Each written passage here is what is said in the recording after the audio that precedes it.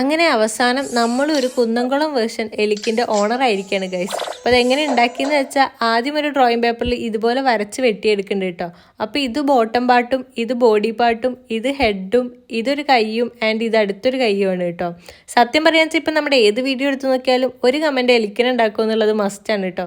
ഞാൻ കാണണമൊക്കെ ഉണ്ട്, പക്ഷേ ഈ വരച്ച് വെട്ടി ഒട്ടിക്കണ്ടേന്നൊക്കെ ആലോചിച്ച് മടി പിടിച്ചിരിക്കുകയായിരുന്നു. പിന്നെയും നിങ്ങളിങ്ങനെ ചോദിച്ചുകൊണ്ടേ ഇരിക്കുമ്പോൾ എങ്ങനെ ചെയ്യാതിരിക്കാമെന്ന് വിചാരിച്ചിട്ടാണ് അവസാനം ഞാൻ ട്രൈ ചെയ്തത് കേട്ടോ.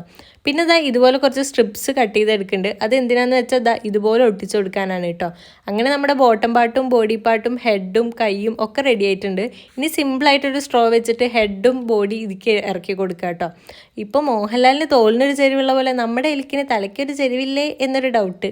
പിന്നെ ഇതുപോലെ കുറച്ച് ഫേസും കൂടി ഞാൻ കട്ട് ചെയ്തെടുക്കുന്നുണ്ട്. അപ്പം അങ്ങനെ നമ്മുടെ കുന്നംകുളം മീഷോ 144p എലിക്ക് റെഡി ആയിട്ടുണ്ട്. ഇഷ്ടപ്പെട്ടില്ലേ എന്നുള്ളത് പറയാൻ വേണ്ടി മറക്കണ്ട. ഇഷ്ടപ്പെട്ട ലൈക്ക് ചെയ്യാനും കമൻറ്റ് ചെയ്യാനും സബ്സ്ക്രൈബ് ചെയ്യാനും മറക്കണ്ട കേട്ടോ. അപ്പം ശരി, ബൈ.